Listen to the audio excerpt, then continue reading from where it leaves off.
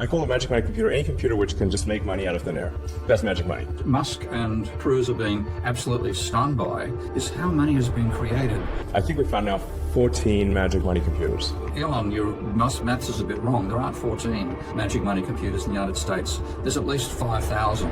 The influential contrarian economist, Steve Keen. Brilliant economist that criticizes much of modern economics. A research fellow at the Institute for Strategy, Resilience and Security at University College in London. He is someone that each and every one of us has to listen to, whether we agree or disagree. Steve Keen. Well, Ted Cruz has just dropped a podcast he did with Elon Musk at the White House, and this particular part of the podcast stands out for me. Magic money computers. Oh, yeah. Well, so tell us about it, because I never heard of that until you brought that up. Okay, so you may think that that the government computers all talk to each other, they synchronize, they add up what funds are going somewhere, and it's coherent. I mean, they're not totally wrong, but they're probably off by 5% or 10% in some cases. So I call a magic money computer any computer which can just make money out of thin air. To me, this conversation is like what would happen if a primitive society that had not invented airlines, so only had invented vehicles, cars, suddenly managed to take over a country that had aeroplanes. And so you smash into the fence and you all die. And that's what's happening here, because Musk and Cruz are being absolutely stunned by is how money has been created ever since we've used computers to do it. Before that, there would have been a department involved in making those payments. And Elon, your maths is a bit wrong. There aren't 14 magic money computers in the United States.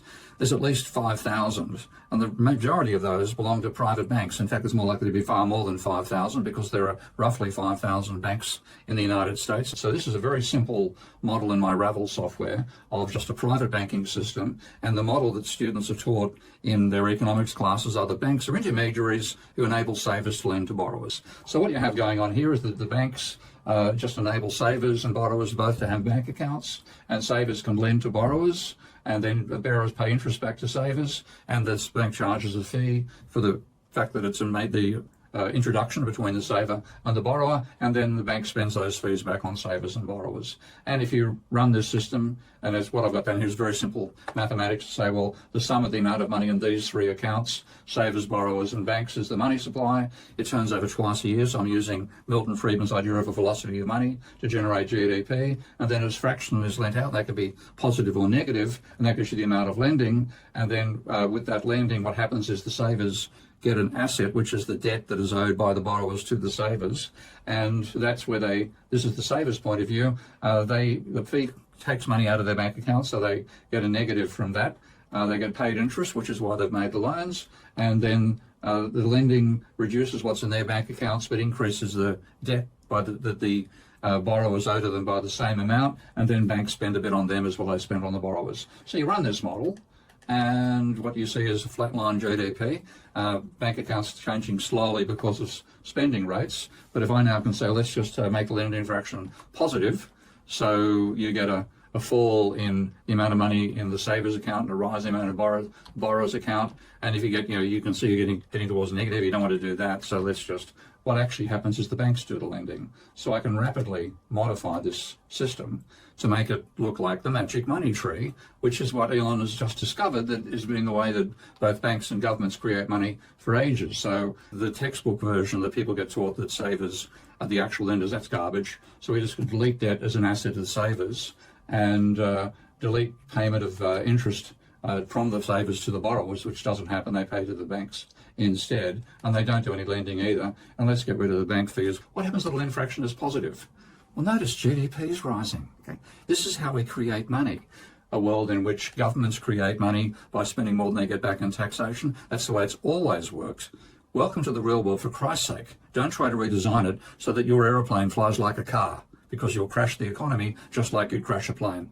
So I have the same basic operations in this model, lending by the savers to the borrowers, interest, fees and spending and so on. And I had to include what government financing looks like. And this is a fairly accurate summary level of the actual ways in which government finance operates. If the government spends more than it takes back in taxation, so the spending here is 31% of GDP, which given the numbers I've started with happens to be 62, that could be $62 trillion, global level, and the tax 60, so they've got a deficit of 2, and then they have to issue bonds equivalent to the deficit plus interest on existing bonds, and of course that will grow over time. So that's pretty much describes the legal constraints under which governments operate.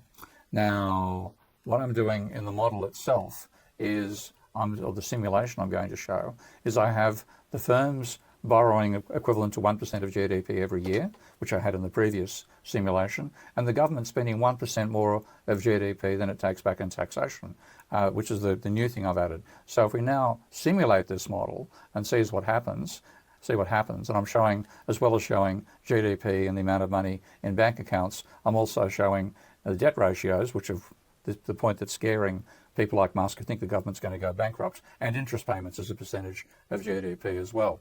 And we run this model, and we see, first of all, GDP flatlines. There's no change in GDP because there's no money being created. And you can see that the level of government debt, which is the black line over here, is rising exponentially compared to the linear rise in private debt because the government is borrowing to pay the interest, and that causes a compounding effect. And then you have the same thing with interest payments. They get to be larger and larger as well. This is also screwing with the private sector because borrowers now find themselves with less money, even though they're borrowing from the savers. The savers are getting more because that's where the interest payments from the government are going to. And you can see the debt ratios hit 500% of GDP after 70 years. Of course, that would never happen. There'd be a breakdown well before that. Interest payments are 50% of GDP. Borrowers are heading down to having no money at all. This is obviously a catastrophic system. And if this were the real world, it would make plenty of sense to go in there and modify it. And the way you'd modify it is by getting rid of government spending in excess of taxation. I'll just might as well show that. So we have government spending in excess of taxation. Of course, there's no compounding of debt. The system can go on indefinitely. You can see a large level of private debt turning up here, but that's safe. Nobody worries about private debt, do they? Okay, so that's the fictional world of textbooks. Now let's just change this using Ravel's godly tables, as we call them. So it's unrealistic to say that the savers own the debt, the banks do. Equally, it's unrealistic to say the government banks at the private banks, it banks at the central bank, which in this model, which is the textbook model, there's really nothing happening at the Fed. It's just a placeholder in this system.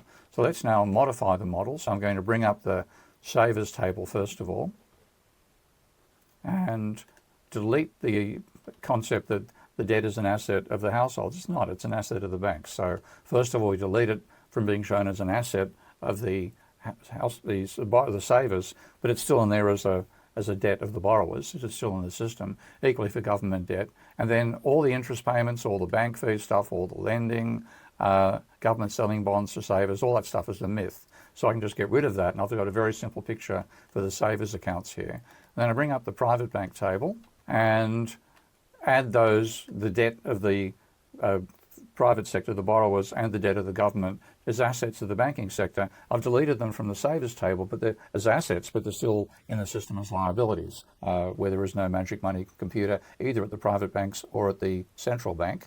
You get a rising level of money. That's what's causing the rising GDP. So all bank accounts are rising there. Interest payments, which ran out and became impossible in the previous model, stabilise at far lower than the levels that came out of the previous model. So does government debt. And this simple model that's with 1% of deficit per year, the debt ratio stabilises at about 30 or 40% of GDP, because as well as increasing the debt, it's also increasing the amount of money. And ultimately the two processes stabilise. So this is a sustainable system. This is the real world. It doesn't need to have the wings taken off the plane to make it drive like you think a car drives, as I explained in the previous video. So if you do modify this system, if you shut those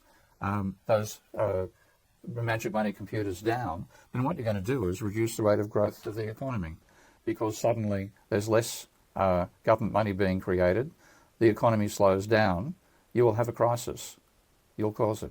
If you're like many other truth seekers and want to learn 50 years of real economics from me in only 7 weeks, you'll love my new 7-week Rebel Economist Challenge as well.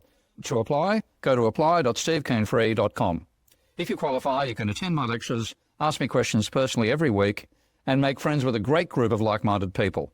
So again, like many others, go to apply.stevekeenfree.com to apply as well for the 7-week Rebel Economist Challenge. Good luck.